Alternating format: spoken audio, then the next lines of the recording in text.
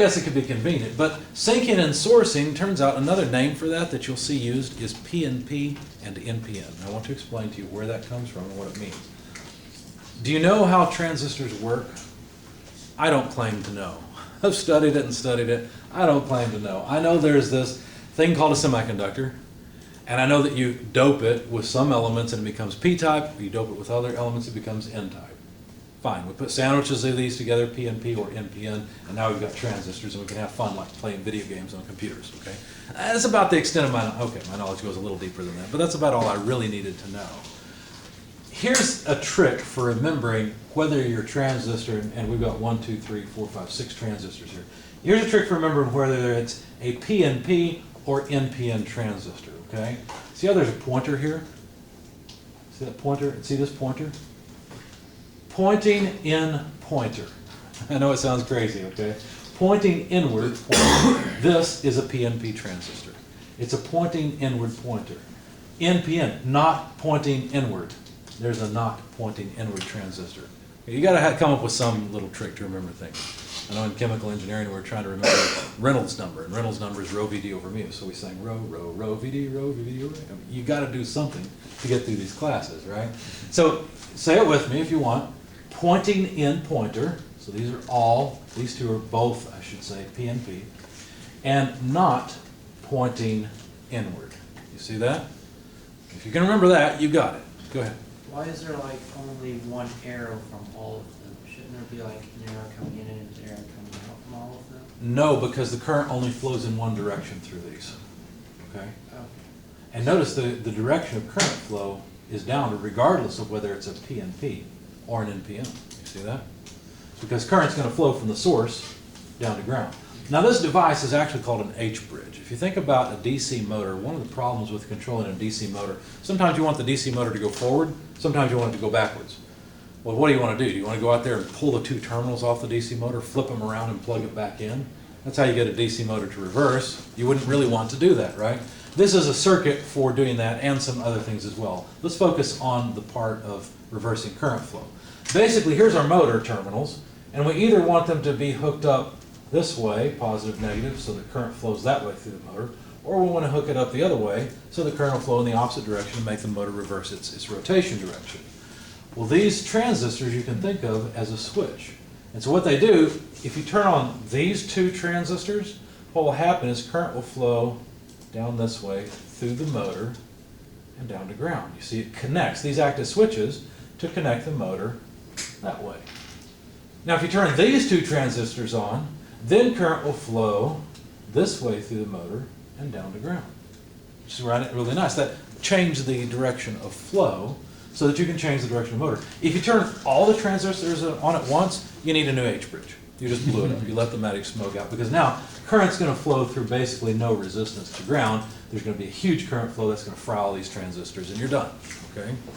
So that's why it says forbidden 1, 1. Well, A and B, you can think of these as kind of like the control valves controlling the bases or turning on or off the transistors. You'll notice these two are connected together in a way.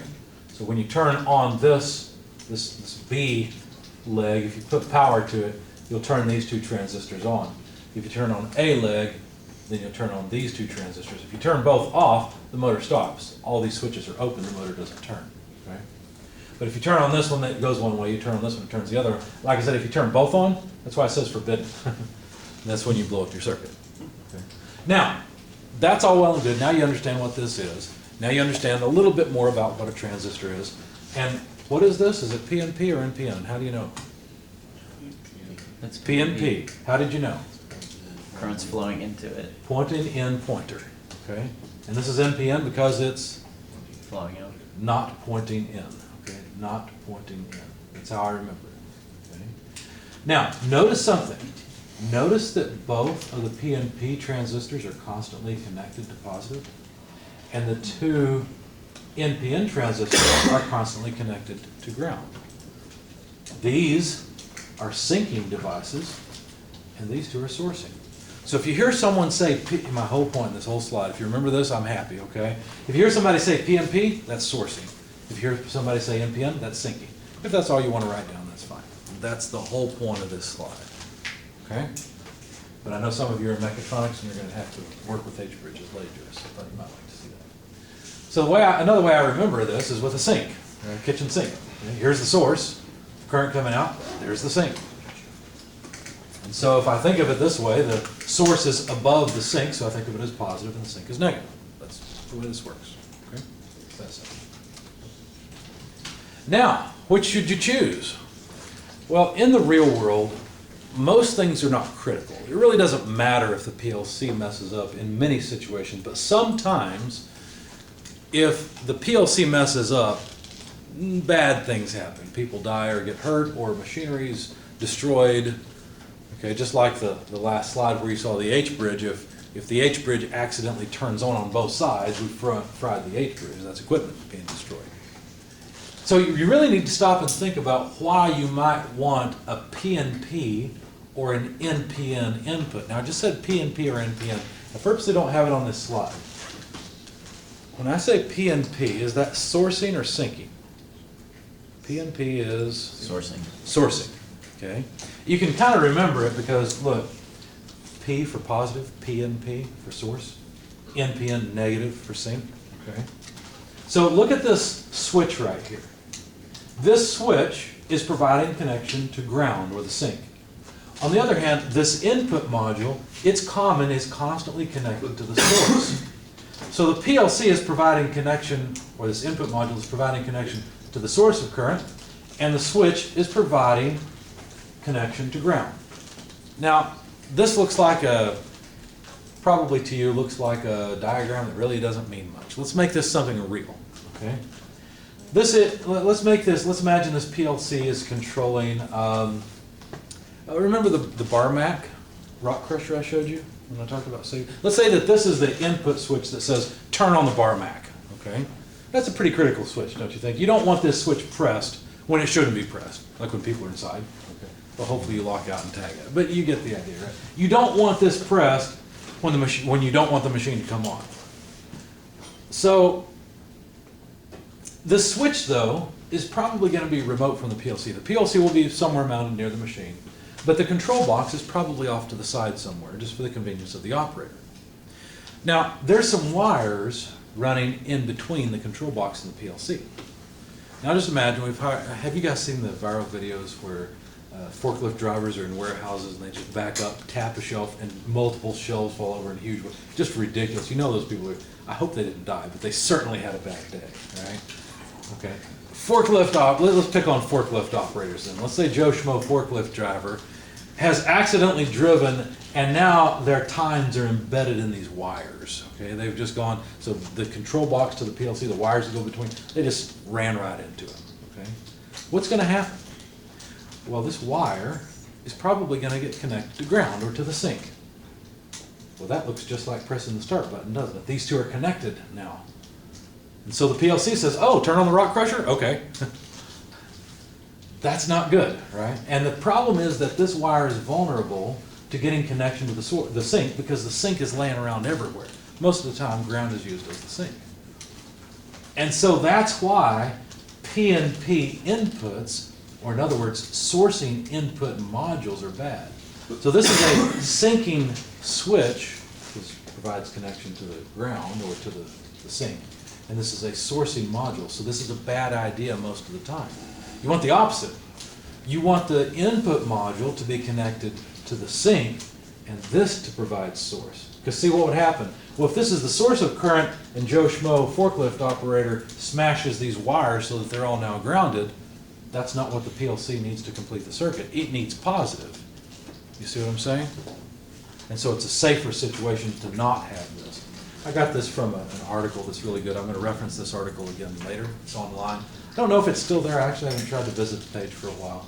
But anyway, it was written by a guy who has, I think he had like 35 or 40 years of experience in PLC, so he knew what he was talking about. He had some really good points I hadn't thought of. That's why I included them in the slide. All right, so we've got two different options. We can either have a syncing input slice or a sourcing input slice. When I say slice, I'm just talking about one input on the PLC input module. Okay. So do you see, why is this syncing? Why is this a syncing input slice? one on the left. Because it's already connected to ground. Because it's the one that's always connected to ground, right? And you see how the switch is a sourcing switch, right?